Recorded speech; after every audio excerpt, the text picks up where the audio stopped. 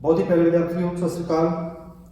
सो अज का अगला विषय लैके आए हैं असीं globe the model of earth.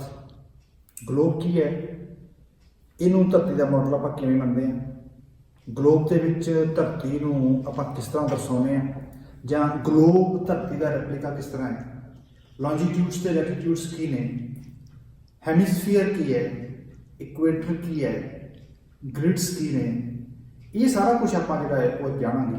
तुहाडे वास्ते एक बड़ा इंपॉर्टेंट विषय है, थोड़ा डिफिकल्ट भी है क्योंकि कई तरह कुछ चीज़ां इहो जिहियां ने टिपिकल ने तुहाडे वास्ते समझनी है। सो बड़ी ध्यान नाल इस वीडियो नूं वेखना। कोई सवाल तुहाडे मन च होवे तां तुसीं उन्हां नूं पुछ सकदे हो, पर फिर भी असीं कोशिश करांगे कि इस विषय नूं लैके काफ़ी गहराई दे नाल जानन वास्ते अज साडे कोल स्कूल के प्रिंसीपल साहब का सतपाल जी गिल बैठे ने। सत श्री अकाल सर। सत श्री अकाल। सो सर अज का विषय किस तरह है, की लैंदे हो अज दे विषय नूं, किस तरह तुसीं मनदे हो कि कितना इंटरस्टिंग विषय है? सर विषय इंटरस्टिंग तो बहुत है, पर थोड़ा जिदा तुम पहले क्या भी टिपिकल आ कुछ चीज़ां जिहड़ियां बच्चों को बड़े ध्यान नाल सुननियां ते समझनियां पैणगियां जी। और इंटरस्टिंग इदां भी असीं धरती नूं किवें देख सकते हैं, पूरी धरती किवें देख सकते हैं, बिल्कुल धरती के उपर की है, कित्थे समुंदर आ, कित्थे कोई देश आ, किहड़ा देश नॉर्थ पोल च आ, किहड़ा देश साउथ पोल च आ, नॉर्थ पोल दे विच की है, साउथ पोल दे विच की है जी।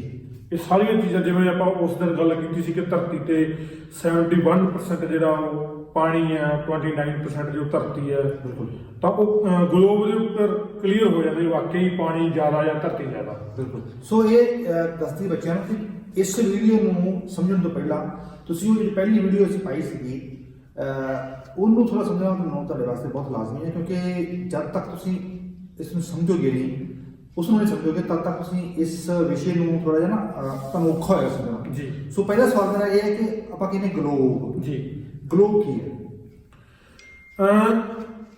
ਸਰ ਪਰ ਜੋ ਧਰਤੀ ਹੈ ਉਹਨੂੰ ਪੂਰਾ ਨਹੀਂ ਦੇਖ ਸਕਦੇ ਇੱਕ ਟਾਈਮ ਤੇ। ਬਿਲਕੁਲ। ਮੰਨ ਲਓ ਜੇ ਧਰਤੀ ਨੂੰ ਪੂਰਾ ਦੇਖਣਾ ਹੋਵੇ ਤਾਂ ਜਾਣਾ ਤਾਂ ਸਾਨੂੰ ਅਸਮਾਨ ਦੇ ਵਿੱਚ ਜਾਣਾ ਪਊ, ਹਾਂ ਠੀਕ ਹੈ, ਪਰ ਹਰ ਬੰਦਾ ਅਸਮਾਨ 'ਚ ਜਾ ਨਹੀਂ ਸਕਦਾ।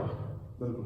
ਤਾਂ ਉਹਦੇ ਲਈ ਫਿਰ ਖੋਜ ਹੋਈ ਕਿ ਗਲੋਬ ਬਣਾਇਆ ਗਿਆ, ਧਰਤੀ ਦਾ ਸੇਮ ਮਾਡਲ, ਧਰਤੀ ਦੇ ਪੂਰੇ ਆਕਾਰ ਨੂੰ ਇੱਕ ਛੋਟੇ ਜਿਹੇ ਮਾਡਲ ਦੇ ਵਿੱਚ ਢਾਲਿਆ ਗਿਆ, 3D ਮਾਡਲ ਜੀ। 3D ਡਾਇਮੈਂਸ਼ਨ ਔਰ ਪੂਰਾ ਮਤਲਬ ਜੋ ਵੀ ਧਰਤੀ ਦੇ ਕਿੰਨੀ ਦੂਰੀ ਤੇ ਹੈ, ਸਾਰੀਆਂ ਚੀਜ਼ਾਂ ਜਿਹੜੀਆਂ ਉਹ ਡਿਗਰੀਆਂ ਦੇ ਵਿੱਚ ਵੰਡ ਕੇ, ਡਿਗਰੀਆਂ ਦੇ ਵਿੱਚ ਦੂਰੀ ਔਰ ਟਾਈਮ ਨੂੰ ਵੰਡ ਕੇ ਉਹ ਪੂਰਾ ਸਿਸਟਮ ਜਿਹੜਾ ਇੱਕ ਜਗ੍ਹਾ ਤੇ ਇਕੱਠਾ ਕੀਤਾ ਗਿਆ ਜੀ।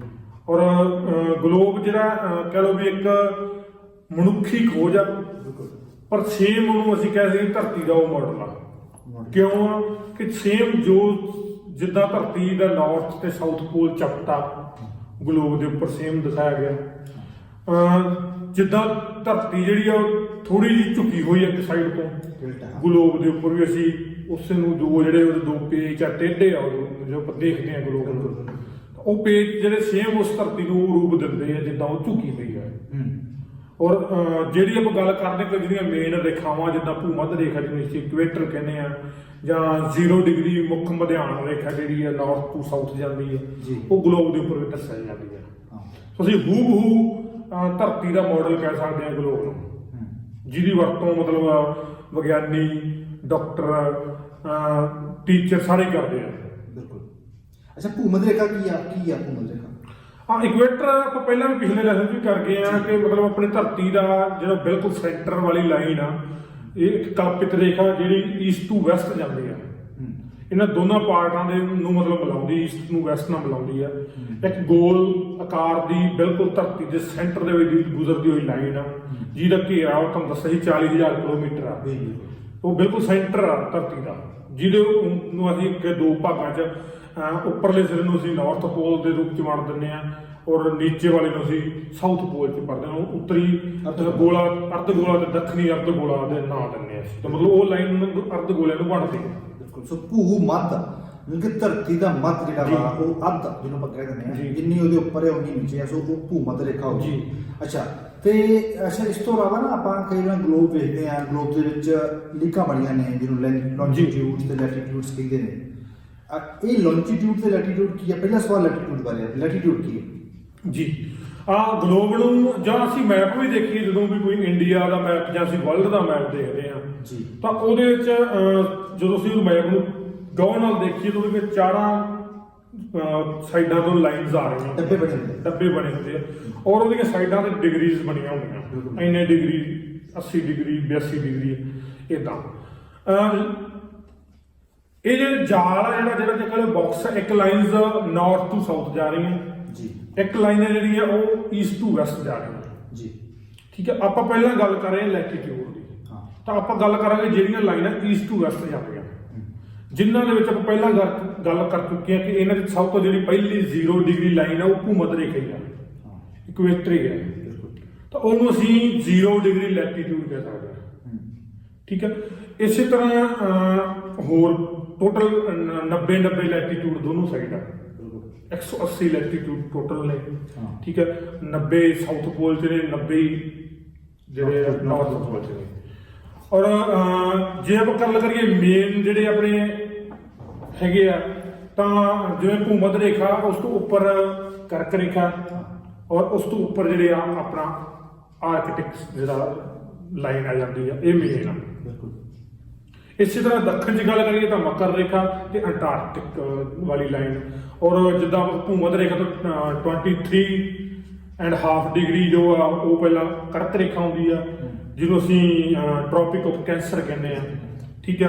ਇਸੇ ਤਰ੍ਹਾਂ ਹੀ 23.5 ਡਿਗਰੀ ਜੇ ਅਸੀਂ ਆਪਣੇ ਭੂਮੱਧ ਰੇਖਾ ਤੋਂ ਸਾਊਥ ਨੂੰ ਜਾਈਏ ਤਾਂ ਉਹ ਜਿਹੜੀ ਦੂਸਰੀ ਲਾਈਨ ਆਉਂਦੀ ਉਹਨੂੰ ਅਸੀਂ ਕਹਿੰਦੇ ਆ ਟ੍ਰੋਪਿਕ ਆਫ ਕੈਪਰੀਕੌਰਨ, ਜਿਹਨੂੰ ਅਸੀਂ ਪੰਜਾਬੀ 'ਚ ਮਕਰ ਰੇਖਾ ਕਹਿੰਦੇ ਆ। ਔਰ ਇਸੇ ਤਰ੍ਹਾਂ ਹੀ ਦੋਨੋਂ ਸਾਈਡ ਤੇ ਜੇ ਆਪਾਂ 66.5 ਡਿਗਰੀ ਨਾਰਥ ਜਾਈਏ ਤਾਂ ਆਰਕਟਿਕ ਲਾਈਨ ਆਉਂਦੀ ਆ, ਔਰ ਜੇ 66.5 ਡਿਗਰੀ ਆਪਾਂ ਜਾਈਏ ਸਾਊਥ ਦੇ ਵਿੱਚ ਤਾਂ ਅੰਟਾਰਕਟਿਕ ਲਾਈਨ ਜਿਹੜੀ ਆ ਉਹ ਨਜ਼ਰ ਆਉਂਦੀ ਆ। ਇਹ ਹੈ ਸਾਰੀਆਂ ਕਲਪਿਤ ਰੇਖਾਵਾਂ, ਠੀਕ ਹੈ। ਇਹਨਾਂ ਦੇ ਨਾਲ ਹੀ ਅਸੀਂ ਮਤਲਬ ਧਰਤੀ ਦੇ ਉੱਤੇ ਜਿਹੜੇ ਤਾਪਖੰਡ ਬਣਦੇ ਆ, ਠੀਕ ਹੈ ਜੀ, ਧਰਤੀ ਕਿੱਥੋਂ ਗਰਮ ਆ, ਕਿੱਥੋਂ ਸਰਦੀ ਆ, ਕਿੱਥੇ ਸੇਮ ਜਾਂ ਮਾਹੌਲ ਆ, ਵਾਤਾਵਰਨ ਆ, ਠੀਕ, ਕਿੱਥੇ ਜ਼ਿਆਦਾ ਗਰਮੀ ਪੈਂਦੀ ਆ, ਉਹ ਸਾਰਾ ਕੁਝ ਲੈਟੀਟਿਊਡ ਦੇ ਨਾਲ ਹੀ ਸਾਨੂੰ ਪਤਾ ਲੱਗਦਾ ਜੀ। ਤੇ ਲੌਂਜੀਟਿਊਡ, ਇਸੇ ਤਰ੍ਹਾਂ ਲੌਂਜੀਟਿਊਡ ਇਸ ਦੇ ਉਲਟ ਹੈ ਜੀ, ਠੀਕ ਹੈ। ਜਿੱਦਾਂ ਆਪਾਂ ਇਹ ਗੱਲ ਕੀਤੀ ਕਿ ਇੱਥੇ ਜਿਹੜੀਆਂ ਲਾਈਨਾਂ ਸੀਗੀਆਂ ਲੈਟੀਟਿਊਡ ਦੇ ਲਾਈਨਸ ਸੀਗੀਆਂ ਈਸਟ ਟੂ ਵੈਸਟ ਸੀਗੀਆਂ, ਔਰ ਲੌਂਜੀਟਿਊਡ ਦੇ ਵਿੱਚ ਜਿਹੜੀਆਂ ਲਾਈਨਸ ਆ ਨਾਰਥ ਟੂ ਸਾਊਥ ਜਾਂਦੀਆਂ, ਉੱਪਰ ਤੋਂ ਲੈ ਕੇ ਥੱਲੇ ਤੱਕ। ਤਾਂ ਇਹ ਮਤਲਬ ਟੋਟਲ 180 ਦੋਨੋਂ ਸਾਈਡ, ਜਿੱਦਾਂ ਉਹ 180 ਸਾਰੀਆਂ ਹੀ ਸੀ, ਠੀਕ ਹੈ ਜੀ।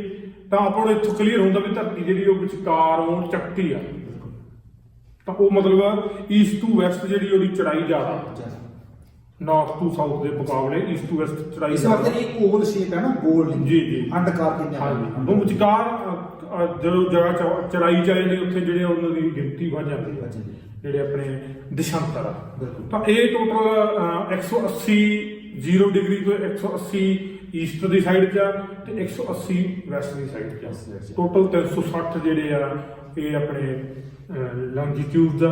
ਔਰ ਇਹਨਾਂ ਦੀ ਆਪਾਂ ਅੱਗੇ ਤੁਸੀਂ ਜਿੱਦਾਂ ਕੁਐਸਚਨ ਕਰੋਗੇ ਇੰਪੋਰਟੈਂਸ ਆ, ਉਹਦੇ ਵਿੱਚ ਆਪਾਂ ਸਾਰਾ ਦੱਸ ਦਿਆਂਗੇ ਲੈਟੀਟਿਊਡ ਦੀ ਕੀ ਇੰਪੋਰਟੈਂਸ ਹੈਗੀ ਆ, ਲੌਂਜੀਟਿਊਡ ਦੀ ਕੀ ਇੰਪੋਰਟੈਂਸ। ਉਸ ਪਾਸੇ ਆ ਰਿਹਾ ਵੀ ਇਹ ਦੋਵੇਂ ਜਿਹੜੇ ਲੌਂਜੀਟਿਊਡ ਤੇ ਲੈਟੀਟਿਊਡ ਨੇ ਜੀ, ਵੈਸੇ ਇਹ ਕੀ ਖਾਸ ਲੋੜ ਪਈ ਇਹਨਾਂ ਦੇ ਬਣਾਉਣ ਦੀ, ਕੀ ਮਤਲਬ ਕਿਉਂ ਬਣਾਉਣਾ ਪਿਆ ਹੈ, ਕਿਉਂ ਰੱਖਣਾ ਪਿਆ ਹੈ, ਕੀ ਅਸੀਂ ਜਦੋਂ ਪੜ੍ਹਦੇ ਹਾਂ ਬਾਕੀ ਸਾਰਾ ਕੁਝ ਤਾਂ ਕਿਸ ਤਰ੍ਹਾਂ ਸਾਡੇ ਵਾਸਤੇ ਮਦਦਗਾਰ ਹੁੰਦੇ ਆ ਜੀ।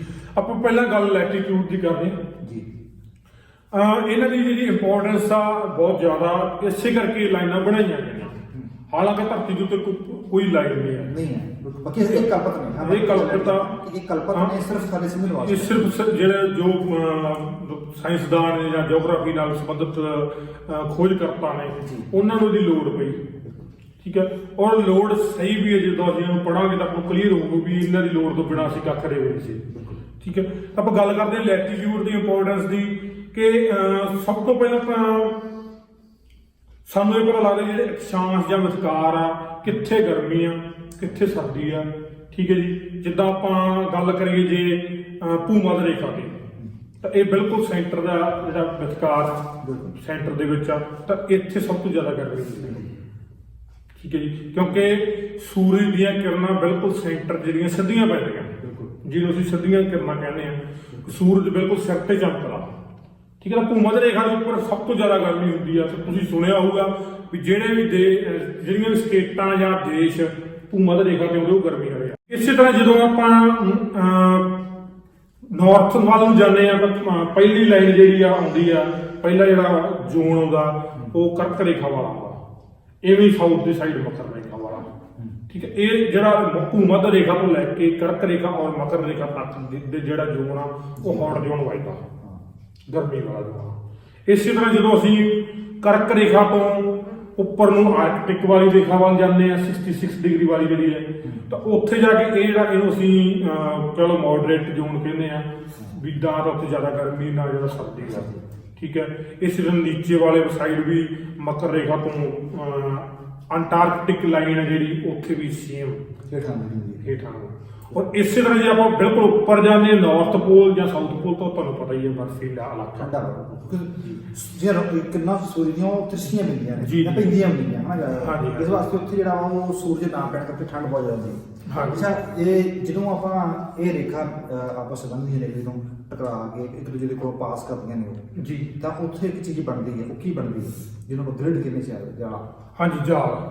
ਹਾਂ, ਜਾਲ ਵੈਸੇ ਇਸੇ ਦੇ ਵਿੱਚ ਅਗਲਾ ਪ੍ਰਸ਼ਨ ਦਾ ਜਾਲ ਹੀ ਬਣਦਾ ਸੀ। ਜਦੋਂ ਲੈਟੀਟਿਊਡ ਤੇ ਲੌਂਜੀਟਿਊਡ ਆਪਸ ਦੇ ਵਿੱਚ ਦੀ ਇੱਕ ਜਾਲ ਬੁਣਦੇ ਆ ਧਰਤੀ ਦੇ ਉੱਪਰ ਲਾਈਨਾਂ ਖਿੱਚੀਆਂ ਹੋਈਆਂ ਜਿਹੜੀਆਂ ਇੱਕ ਸਾਈਡ ਤੇ 180 ਲਾਈਨਾਂ ਨੇ, ਇੱਕ ਸਾਈਡ ਤੇ 360 ਲਾਈਨਾਂ ਨੇ, ਤਾਂ ਉਹ ਮਤਲਬ ਜਿੱਦਾਂ ਕੋਈ ਚੀਜ਼ ਬੁਣਤੀ ਕੀਤੀ ਹੁੰਦੀ ਹੈ, ਜਿੱਦਾਂ ਮੱਕੜੀ ਦਾ ਬਜਾਲਾ ਕਹਿ ਸਕਦੇ ਆ। ਠੀਕ ਹੈ, ਉਦੋਂ ਮਤਲਬ ਇੱਕ ਦੂਜੇ ਨੂੰ ਪਾਸ ਕਰਦੇ ਆ, ਤਾਂ ਉਹ ਇੱਕ ਜਾਲ ਬਣ ਜਾਂਦਾ, ਬੁਣਤੀ ਬਣ ਜਾਂਦੀ।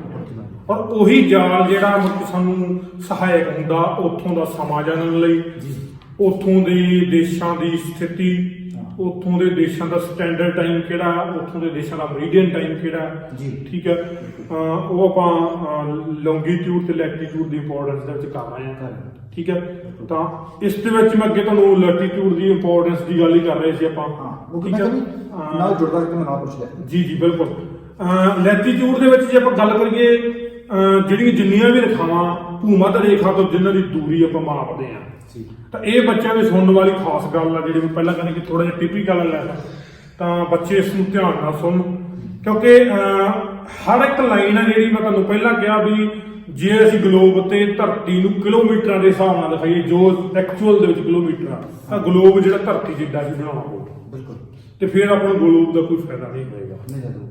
ਠੀਕ ਹੈ, ਸੋ ਵਿਗਿਆਨੀਆਂ ਨੇ ਜਾਂ ਜਿਓਗ੍ਰਾਫੀ ਦੇ ਨਾਲ ਸੰਬੰਧਿਤ ਲੋਕਾਂ ਨੇ ਜਦੋਂ ਇਹਦੀ ਖੋਜ ਕਰੀ, ਤਾਂ ਉਹਨਾਂ ਨੇ ਇਸ ਚੀਜ਼ ਨੂੰ ਸੈੱਟ ਕੀਤਾ ਵੀ ਜਿਹੜੇ ਕਿਲੋਮੀਟਰ ਆ ਉਹਨਾਂ ਨੂੰ ਡਿਗਰੀਆਂ ਦੇ ਵਿੱਚ ਕਿਵੇਂ ਵੰਡਿਆ ਜਾਵੇ। ਅੱਛਾ, ਤਾਂ ਫਿਰ ਉਹਨਾਂ ਨੇ ਜਿਹੜਾ 0 ਤੋਂ ਲੈ ਕੇ 10 ਡਿਗਰੀ ਤੱਕ ਜਿਹੜੀ ਆ ਉੱਤਰ ਤੇ ਦੱਖਣ ਵਾਲੀ ਜਿਹੜੀ ਲਾਈਨ ਆ, ਠੀਕ ਹੈ, ਪਰ ਹਰ ਇੱਕ ਡਿਗਰੀ ਨੂੰ ਉਹਨਾਂ ਨੇ 111 ਕਿਲੋਮੀਟਰ ਤੇ ਡਿਵਾਈਡ ਕਰਤਾ। ਅੱਛਾ, 111 ਕਿਲੋਮੀਟਰ। ਮੰਨ ਲਓ ਇੱਕ ਡਿਗਰੀ ਆ ਜੀ, ਤਾਂ ਉਹਦੇ ਵਿੱਚ 111 ਕਿਲੋਮੀਟਰ ਸਮਾਏ ਹੋਏ ਆ। ਅੱਛਾ, ਟੋਟਲ। ਤੇ ਜੇ ਆਪਾਂ 5 ਡਿਗਰੀ ਦੀ ਗੱਲ ਕਰੀਏ ਤਾਂ ਮੰਨ ਕੇ ਚਲੋ 555 ਕਿਲੋਮੀਟਰ। ਜੇ ਆਪਾਂ ਮੈਪ ਦੇ ਉੱਪਰ ਜਾਂ ਗਲੋਬ ਦੇ ਉੱਪਰ 5 ਡਿਗਰੀ ਤੱਕ ਦਾ ਸਫ਼ਰ ਕਰਦੇ ਆ, ਤਾਂ ਮੰਨ ਕੇ ਚੱਲੋ ਵੀ ਅਸੀਂ ਧਰਤੀ ਤੇ 555 ਕਿਲੋਮੀਟਰ ਅੱਗੇ ਚਲੇ ਗਏ। ਹਾਂ, ਤੇ ਇਹ ਗੱਲ ਬੜੀ ਧਿਆਨ ਨਾਲ ਸੁਣੋ ਜੀ। ਤਾਂ ਇਸੇ ਤਰ੍ਹਾਂ ਆਪਾਂ ਜੇ ਗੱਲ ਕਰਦੇ ਆ ਕਿਲੋਮੀਟਰਾਂ ਦੇ ਹਿਸਾਬ ਨਾਲ, ਸਾਨੂੰ ਪਤਾ ਲੱਗ ਜਾਂਦਾ ਵੀ ਕਿੰਨੇ ਕਿਲੋਮੀਟਰ ਤੇ ਕਿਹੜਾ ਦੇਸ਼ ਆ, ਉਹਦੇ ਮੁਤਾਬਕ ਅਸੀਂ ਡਿਗਰੀਆਂ ਨੂੰ ਵੰਡ ਲੈਣਾ, ਔਰ ਡਿਗਰੀਆਂ ਨੂੰ ਅੱਗੇ ਅਸੀਂ ਫਿਰ ਮਿੰਟਾਂ 'ਚ ਵੰਡਦੇ ਆ। ਇੱਕ ਡਿਗਰੀ ਦੇ ਵਿੱਚ 60 ਮਿੰਟ ਵੰਡੇ ਜਾਂਦੇ ਆ। ਅੱਛਾ, ਠੀਕ ਹੈ, ਇਹ 'ਚ ਸਮਾਂ ਵੀ ਆ। ਠੀਕ ਹੈ, ਜਿੱਦਾਂ ਕਿਲੋਮੀਟਰ ਆ, ਇੱਕ ਡਿਗਰੀ 'ਚ 111 ਕਿਲੋਮੀਟਰ ਆ, ਤਾਂ ਉਸੇ ਤਰ੍ਹਾਂ ਇੱਕ ਡਿਗਰੀ 'ਚ 60 ਮਿੰਟ ਤੇ 1 ਮਿੰਟ 60 ਸੈਕਿੰਡ ਆ। ਇਹਦੇ ਨਾਲ ਸਮਾਂ ਜਿਹੜਾ ਆਪਣਾ ਬਣਦਾ ਉਹ ਆਪਾਂ ਅੱਗੇ ਲੌਂਜੀਟਿਊਡ ਦੇ ਵਿੱਚ ਕਰਾਂਗੇ, ਸਮਾਂ ਕਿੱਦਾਂ ਬਣਦਾ ਜੀ। ਠੀਕ ਹੈ, ਤਾਂ ਮਤਲਬ ਬੱਚਿਆਂ ਦੇ ਧਿਆਨ ਦੇਣ ਵਾਲੀ ਗੱਲ ਇਹੀ ਹੈ, ਲੈਟੀਟਿਊਡ ਦੇ ਵਿੱਚ ਜਿਹੜੀ ਡਿਗਰੀਆਂ ਉਹ ਮਤਲਬ ਲੌਂਗੀਟਿਊਡ ਤੇ ਲੈਟੀਟਿਊਡ ਸੇਮ ਹੀ ਚੀਜ਼ ਆ, ਡਿਗਰੀਆਂ ਦੇ ਵਿੱਚ ਦੂਰੀ ਤੇ ਸਮਾਂ ਸੇਮ ਹੀ ਚੀਜ਼ ਆ। ਠੀਕ ਹੈ, ਚਾਹੇ ਅਸੀਂ ਮਤਲਬ ਜਦੋਂ ਅਸੀਂ ਕਿਸੇ ਦੇਸ਼ ਨੂੰ ਲੱਭਣਾ ਜਾਂ ਕਿਸੇ ਜਗ੍ਹਾ ਨੂੰ ਲੱਭਣਾ, ਤਾਂ ਆਪਾਂ ਸਿਰਫ ਤੇ ਸਿਰਫ ਡਿਗਰੀਆਂ ਦੀ ਗੱਲ ਕਰ ਸਕਦੇ, ਨਾ ਕਿ ਆਪਾਂ ਕਹਿ ਦਈਏ ਜੀ ਪੋਲ ਕਹਿ ਲਓ ਵੀ ਉਹ ਨਾਰਥ ਪੋਲ ਦੇ ਵਿੱਚ ਫਲਾਣਾ ਦੇਸ਼ ਲੱਭ ਲਓ, ਏਦਾਂ ਨਹੀਂ ਦੱਸਿਆ ਜਾਊਗਾ ਨਾਰਥ ਪੋਲ ਦੇ ਇੰਨੇ ਡਿਗਰੀ ਅਕਸ਼ਾਂਸ਼ ਤੇ ਜਾਂ ਇੰਨੇ ਡਿਗਰੀ ਦਿਸ਼ਾਂਤਰ ਤੇ ਜਾਂ ਲੌਂਜੀਟਿਊਡ ਤੇ ਜਾਂ ਲੈਟੀਟਿਊਡ ਤੇ ਕਿਹੜਾ ਦੇਸ਼ ਆ। ਅੱਜ ਵੀ ਜੇ ਆਪਾਂ ਕੋਈ ਕੰਮ ਕਰਦੇ ਤਾਂ ਆਪਾਂ ਕੋਈ ਫਾਰਮ ਭਰਦੇ ਹਾਂ ਕੋਈ ਵੀ, ਤਾਂ ਉੱਥੇ ਲਿਖਿਆ ਹੁੰਦਾ ਵੀ ਕਿਹੜਾ ਦੇਸ਼, ਕਿਹੜਾ ਜਗ੍ਹਾ, ਕਿਹੜਾ ਤੁਹਾਡਾ ਘਰ ਆ, ਇਹ ਕਿੰਨੇ ਲੈਟੀਟਿਊਡ ਤੇ ਆ, ਕਿੰਨੇ ਲੌਂਜੀਟਿਊਡ ਤੇ ਆ। ਹਾਂ ਉਹ ਵੀ ਹਾਂ, ਬੱਚਿਆਂ ਦੇ ਧਿਆਨ ਦਿਓ ਜਿਹੜੇ ਹਵਾਈ ਜਹਾਜ਼ ਆ ਜਾਂ ਸਮੁੰਦਰੀ ਜਹਾਜ਼ ਆ, ਬਿਲਕੁਲ ਠੀਕ ਹੈ, ਉਹ ਸਾਰੇ ਇਸੇ ਚੀਜ਼ ਤੇ ਡਿਪੈਂਡ ਆ। ਬਿਲਕੁਲ ਉਹਨੂੰ ਤਾਂ ਹੀ ਪਤਾ ਲੱਗਦਾ ਵੀ ਕਿਹੜੇ ਦੇਸ਼ 'ਚ ਪਹੁੰਚ ਗਏ, ਕਿਸ ਸਾਈਡ 'ਚ ਆ, ਕਿਸ ਦਿਸ਼ਾ 'ਚ ਆ। ਠੀਕ ਹੈ, ਹਵਾਈ ਜਹਾਜ਼ਾਂ ਦਾ ਜਿਹੜਾ ਸਫ਼ਰ ਉਹ ਵੀ ਇਸੇ ਤੇ ਡਿਪੈਂਡ ਕਰਦਾ, ਨਹੀਂ ਤਾਂ ਜਹਾਜ਼ ਆਪਸ 'ਚ ਹੀ ਟਕਰਾਈ ਜਾਣ। ਬਿਲਕੁਲ ਉਹਨਾਂ ਦਾ ਇੱਕ ਸਿਸਟਮ ਬਣਿਆ ਹੋਇਆ। ਬਿਲਕੁਲ ਬਿਲਕੁਲ। ਤੇ ਅਸਾਂ ਇਹ ਤੋਂ ਅਗਰ ਲੌਂਜੀਟਿਊਡ ਲੈਟੀਟਿਊਡ ਬਾਰੇ ਲੈਟੀਟਿਊਡ ਨੂੰ ਅਸੀਂ ਸੌਰੀ ਲੌਂਜੀਟਿਊਡ ਉੱਪਰ ਕਰਨਾ ਸੀ, ਲੈਟੀਟਿਊਡ ਹੋ ਗਿਆ। ਹਾਂ ਲੌਂਜੀਟਿਊਡ ਨੂੰ ਅਸੀਂ ਪੰਜਾਬੀ ਤੇ ਦੇਸ਼ਾਂਤਰ ਜਾਂ ਲੰਬਕਾਰ ਕਹਿੰਦੇ ਹਾਂ। ਲੰਬਕਾਰ ਦੇਸ਼ਾਂਤਰ ਦਾ ਮਤਲਬ ਦੇਸ਼ਾਂ ਦੇ ਵਿੱਚ ਅੰਤਰ ਕਹਿ ਸਕਦੇ ਹਾਂ। ਲੰਬਕਾਰ ਦਾ ਮਤਲਬ ਲੰਬਾਈ ਦੇ ਵਿੱਚ ਕੋਈ ਵੀ ਚੀਜ਼ north to south, ਉੱਪਰ ਤੋਂ ਥੱਲੇ। ਹਾਂ ਤਾਂ ਆਪਾਂ ਪਹਿਲਾਂ ਪੜਿਆ ਕਿ ਜਿਹੜੀਆਂ ਲੈਟੀਟਿਊਡ ਦੇ ਲਾਈਨਾਂ ਉਹ ਈਸਟ ਟੂ ਵੈਸਟ ਆ, ਤਾਂ ਲੌਂਜੀਟਿਊਡ ਦੇ ਵਿੱਚ ਲਾਈਨਾਂ ਨਾਰਥ ਟੂ ਸਾਊਥ ਆ। ਬਿਲਕੁਲ ਠੀਕ ਹੈ, ਔਰ ਟੋਟਲ ਗਿਣਤੀ ਮੈਂ ਦੱਸ ਗਿਆ ਸੀ ਪਹਿਲਾਂ ਹੀ ਕਿ 180 ਈਸਟ ਸਾਈਡ ਹੈ, 180 ਵੈਸਟ ਸਾਈਡ ਆ, ਤੇ ਟੋਟਲ 360 ਜਿਹੜੀਆਂ ਉਹ ਲਾਈਨਾਂ, ਔਰ ਇਹਨਾਂ ਨੂੰ ਅਸੀਂ ਅੱਗੇ ਡਿਗਰੀਆਂ 'ਚ ਵੰਡਿਆ ਹੋਇਆ, 360 ਡਿਗਰੀਆਂ ਬਣ ਗਈਆਂ। ਠੀਕ ਹੈ ਜੀ, ਇਹਨਾਂ ਦੇ ਵਿੱਚ ਅਸੀਂ ਗੱਲ ਕਰਦੇ ਹਾਂ ਜਦੋਂ ਕਿ 0 ਡਿਗਰੀ ਜਿਹੜਾ ਲੌਂਜੀਟਿਊਡ ਆ, ਜਿਹੜਾ ਬਿਲਕੁਲ ਨਾਰਥ ਪੋਲ ਤੇ ਸਾਊਥ ਪੋਲ ਨੂੰ ਸੈਂਟਰ ਚੋਂ ਜਦੋਂ ਗਲੋਬ ਤੇ ਦੇਖੀਏ, ਠੀਕ ਹੈ, ਸੈਂਟਰ 'ਚ ਇੱਕ ਲਾਈਨ ਜਾਂਦੀ ਆ, ਜਿੱਦਾਂ ਭੂਮੱਧ ਰੇਖਾ ਜਾਂਦੀ ਸੀ ਈਸਟ ਟੂ ਵੈਸਟ। ਠੀਕ ਹੈ, ਉਵੇਂ ਇੱਕ ਕਲਪਿਤ ਰੇਖਾ ਨੂੰ ਮਤਲਬ ਗਲੋਬ ਨੂੰ ਸੈਂਟਰ 'ਚੋਂ ਵੰਡਿਆ ਹੋਇਆ, ਉਹਨੂੰ ਅਸੀਂ 0 ਡਿਗਰੀ ਲਾਈਨ ਜਾਂ ਮੁੱਖ ਮਧਿਆਨ ਲਾਈਨ ਕਹਿੰਦੇ ਆ। ਠੀਕ ਹੈ ਜੀ, ਅਸਲ ਦੇ ਵਿੱਚ ਇਹ ਸਾਡਾ ਜਿਹੜਾ GMT ਜੋ ਮਤਲਬ ਗ੍ਰੇਟ ਮਰੀਡੀਅਨ ਟਾਈਮ ਆ, ਉਸ ਲਾਈਨ ਉਸ ਚੀਜ਼ ਨੂੰ ਦਿਖਾਉਂਦੀ ਹੈ। ਔਰ ਜਿਹੜਾ ਮਤਲਬ ਉਹ ਮੰਨਿਆ ਜਾਂਦਾ ਉਹ ਇੰਗਲੈਂਡ ਦੇ ਵਿੱਚ ਗ੍ਰੀਨਵਿਚ ਸ਼ਹਿਰ ਆ। ਠੀਕ ਹੈ, ਗ੍ਰੀਨਵਿਚ ਦੇ ਵਿੱਚ ਜਿਹੜਾ ਇਹ ਜਿਹੜਾ 0 ਮਰੀਡੀਅਨ ਗੁਜ਼ਰਦਾ, ਔਰ ਉਸ ਨੂੰ ਅਸੀਂ ਆਪਣਾ ਉੱਥੋਂ ਦਾ ਸਟੈਂਡਰਡ ਟਾਈਮ ਮੰਨਿਆ ਜਾਂਦਾ। ਠੀਕ ਹੈ ਜੀ, ਔਰ ਇਸੇ ਤਰ੍ਹਾਂ ਜੇ ਆਪਾਂ ਦੇਸ਼ਾਂਤਰਾਂ ਦੀ ਗੱਲ ਕਰੀਏ, ਮਹੱਤਵ ਦੀ ਗੱਲ ਕਰੀਏ, ਠੀਕ ਹੈ ਜੀ, ਇੰਪੋਰਟੈਂਸ ਕੀ ਹੈ? ਇੰਪੋਰਟੈਂਸ ਦੇ ਵਿੱਚ ਆਪਾਂ ਕਹਿ ਸਕਦੇ ਕਿ ਸਭ ਤੋਂ ਪਹਿਲਾਂ ਅਸੀਂ ਪੂਰਬ ਤੋਂ ਪੱਛਮ ਵੱਲ ਦੀ ਦੂਰੀ ਮਾਪ ਸਕਦੇ ਹਾਂ। ਜਿੱਦਾਂ ਆਪਾਂ ਪੰਜਾਬ ਦੇ ਵਿੱਚ ਜੇ ਤੁਹਾਨੂੰ ਕਹੀਏ ਕਿ ਲੁਧਿਆਣਾ ਜਿਹੜਾ 76 ਡਿਗਰੀ ਪੂਰਬ ਦੇ ਦੇਸ਼ਾਂਤਰ ਦੇ ਵਿੱਚ ਆ, ਤਾਂ ਅਸੀਂ ਆਸਾਨੀ ਨਾਲ ਲੱਭ ਲਾਂਗੇ। ਇਸੇ ਤਰ੍ਹਾਂ ਤੁਹਾਡੀ ਬੁੱਕ ਦੇ ਵਿੱਚ ਬੱਚਿਆਂ ਨੂੰ ਦੱਸ ਰਿਹਾ, ਉਹਨਾਂ ਦੀ ਬੁੱਕ ਦੇ ਵਿੱਚ ਅਲੱਗ-ਅਲੱਗ ਸ਼ਹਿਰਾਂ ਤੇ ਸਟੇਟਾਂ ਦੇ ਜਿਹੜੇ ਡਿਗਰੀਆਂ ਦਿੱਤੀਆਂ ਹੋਈਆਂ, ਤੁਸੀਂ ਲੱਭ ਸਕਦੇ ਹੋ। ਠੀਕ ਹੈ, ਸਾਨੂੰ ਪੂਰਬ ਤੋਂ ਪੱਛਮ ਵੱਲ ਦੀ ਦੂਰੀ ਪਤਾ ਲੱਗਦੀ ਹੈ ਜੀ। ਠੀਕ ਹੈ, ਸਥਾਨਕ ਸਮਾਂ ਪਤਾ ਲੱਗਦਾ। ਸਭ ਤੋਂ ਵੱਡੀ ਗੱਲ ਜਿਹੜੀ ਹੈ ਇਹ ਆਪਣੇ ਲੌਂਜੀਟਿਊਡ ਦੇ ਵਿੱਚ ਸਥਾਨਕ ਸਮੇਂ ਦੀ ਆਉਂਦੀ ਹੈ ਕਿ ਸਮਾਂ ਕੀ ਆ, ਸਾਡੇ ਦੇਸ਼ ਦਾ ਸਮਾਂ ਕਿਵੇਂ ਬਣਿਆ। ਹੁਣ ਆਪਾਂ ਇਹ ਕਹਿ ਦਿੰਦੇ ਕਿ ਜੀ ਅੱਜ ਇੱਥੇ 12 ਵਜ ਗਿਆ ਤੇ ਇੰਗਲੈਂਡ ਦੇ ਵਿੱਚ ਰਾਤ ਹੋ ਗਈ ਆ, ਜਾਂ ਉਹ ਇੰਗਲੈਂਡ ਦੇ ਵਿੱਚ ਦਿਨ ਚੜ੍ਹ ਗਿਆ, ਸਾਡੇ ਰਾਤ ਹੋ ਗਈ ਆ। ਬਿਲਕੁਲ ਠੀਕ ਹੈ ਜੀ, ਉਹ ਫਰਕ ਕਿਉਂ ਆ? ਆਪਾਂ ਗੱਲ ਉਹਦੀ ਕਰ ਰਹੇ ਹਾਂ ਕਿ ਉਹ ਫਰਕ ਕਿਉਂ ਆ। ਠੀਕ ਹੈ, ਜਿੱਦਾਂ ਆਪਾਂ ਗੱਲ ਕਰ ਰਹੇ ਸੀ ਕਿ ਜਿਹੜੇ ਲੈਟੀਟਿਊਡ ਆ ਉਹਦੇ ਵਿੱਚ ਡਿਗਰੀਆਂ ਦੇ ਵਿੱਚ ਕਿਲੋਮੀਟਰ ਵੰਡ ਦਿੱਤੇ ਗਏ ਉਹਨਾਂ ਦੇ। ਠੀਕ ਹੈ, ਇਸੇ ਤਰ੍ਹਾਂ ਲੌਂਜੀਟਿਊਡ ਦੇ ਵਿੱਚ ਜਿਹੜੀਆਂ ਡਿਗਰੀਆਂ ਵਿੱਚ ਸਮਾਂ ਵੀ ਵੰਡਿਆ ਗਿਆ। ਠੀਕ ਹੈ, ਪਰ 1 ਡਿਗਰੀ ਦੇ 4 ਮਿੰਟ ਜਿਹੜੇ ਆ, ਇੱਕ ਲੌਂਜੀਟਿਊਡ ਤੋਂ ਦੂਜੇ ਲੌਂਜੀਟਿਊਡ ਤੱਕ ਦਾ ਜਿਹੜਾ ਦੂਰੀ ਆ, ਉਹਦੇ ਵਿੱਚ ਦਾ ਸਮਾਂ ਉਹ 4 ਮਿੰਟ ਦਾ ਫਰਕ ਪੈਂਦਾ। ਪੂਰਬ ਵੱਲ ਨੂੰ ਵੱਧਦਾ ਜਾਂਦਾ, ਪੱਛਮ ਵੱਲ ਨੂੰ ਘਟਦਾ ਜਾਂਦਾ। ਠੀਕ ਹੈ, ਜਿਵੇਂ ਮੰਨ ਲਓ ਆਪਾਂ ਗ੍ਰੀਨ ਵਿੱਚ ਜਿਹੜੀ ਮੁੱਖ ਮਧਿਆਨ ਰੇਖਾ 0 ਡਿਗਰੀ ਲਾਈਨ ਆ, ਉਹਦੇ ਤੋਂ ਪੂਰਬ ਨੂੰ ਜਾਂਦੇ ਆ। ਠੀਕ ਹੈ, ਤਾਂ ਜੇ ਗ੍ਰੀਨ ਵਿੱਚ ਦੇ ਵਿੱਚ 8 ਵਜੇ ਆ, ਤਾਂ ਉਸ ਤੋਂ ਅਗਲੇ 1 ਡਿਗਰੀ ਦੇਸ਼ਾਂਤਰ ਦੇ ਵਿੱਚ ਜਾ ਕੇ ਉੱਥੇ 8:04 ਮਿੰਟ। ਠੀਕ ਹੈ, ਇਸੇ ਕਰਕੇ ਜੇ ਆਪਾਂ ਗੱਲ ਕਰੀਏ ਇੰਡੀਆ ਦੀ ਤੇ ਗ੍ਰੀਨਵਿਚ ਦੇ ਸਮੇਂ ਦੀ, ਤਾਂ ਤਕਰੀਬਨ 5.5 ਘੰਟੇ ਦਾ ਫਰਕ ਆ। ਜਿਸ ਟਾਈਮ ਤੇ ਸਾਡੇ ਮਤਲਬ 12 ਵਜੇ ਉਸ ਟਾਈਮ ਤੇ ਇੰਗਲੈਂਡ ਦੇ ਰਾਤ ਹੋਈ ਹੁੰਦੀ ਹੈ।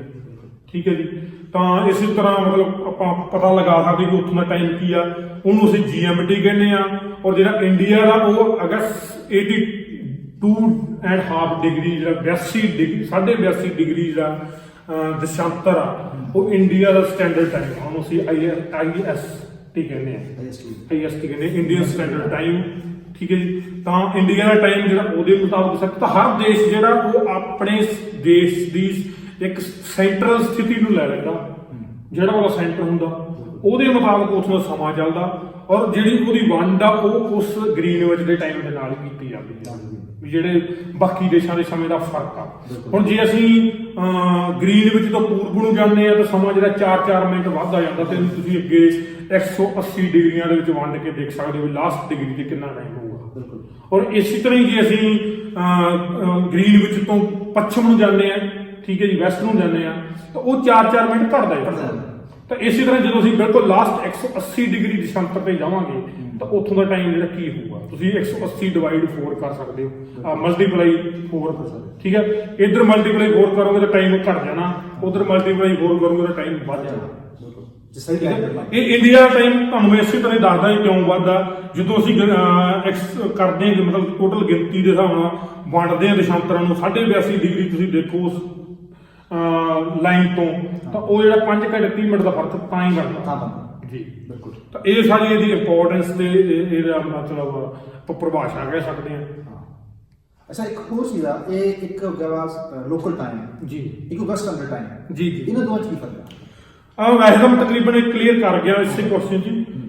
ਲੋਕਲ ਟਾਈਮ ਕੀ ਹੈ? ਕਿਸੇ ਵੀ ਦੇਸ਼ ਦਾ, ਹਰ ਦੇਸ਼ ਦਾ ਆਪਣਾ ਲੋਕਲ ਸਮਾਂ, ਜਿਹੜਾ ਮਤਲਬ ਪਹਿਲਾਂ ਦੱਸਿਆ ਵੀ ਉਹ ਦੇਸ਼ ਆਪਣੇ ਸੈਂਟਰਲ ਜਿਹੜਾ ਦਿਸ਼ਾਂਤਰ ਜਾਂ ਅਕਸ਼ਾਂਸ਼ ਹੁੰਦਾ ਉਹਦੀ ਡਿਗਰੀ ਮੁਤਾਬਕ ਸੈਂਟਰ ਦੇ ਵਿੱਚ ਜਿਹੜਾ ਵੀ ਸਮਾਂ ਬਣਦਾ ਉਹਦੀ ਸਥਿਤੀ ਦੇ, ਠੀਕ ਹੈ, ਉੱਥੋਂ ਦੇ ਸਮੇਂ ਮੁਤਾਬਕ ਪੂਰੇ ਦੇਸ਼ ਦਾ ਟਾਈਮ ਬੰਨ ਦਿੱਤਾ ਜਾਂਦਾ, ਠੀਕ ਹੈ।